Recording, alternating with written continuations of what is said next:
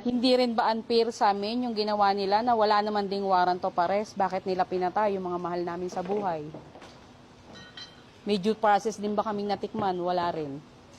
Ang tanong kasi doon, ano yung ginawa mo para makuha mo yung hustisya gamit yung due process?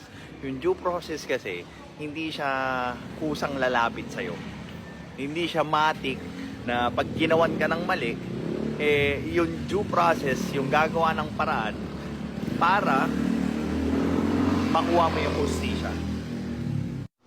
So hindi ko sinasabing na maging fair, pero fair sana sa larangan ng batas na yun nga nilatagan nila kami ng ano na may due process kami, pero hindi namin naramdaman eh.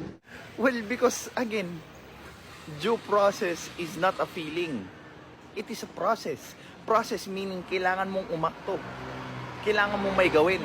Kung naniwala ka doon sa mga ugok na nagrarally-rally lang at nagsisigaw ng hustisya para sa mga biktima ng EJK, pero you never file a proper complaint to the proper venue, then of course wala kang aasahang hustisya doon sa hindi nila pagbibigay sa'yo ng due process.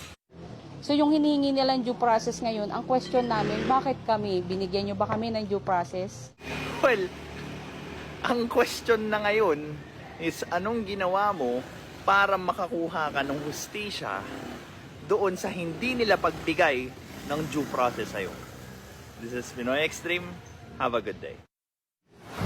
This is Pinoy Extreme.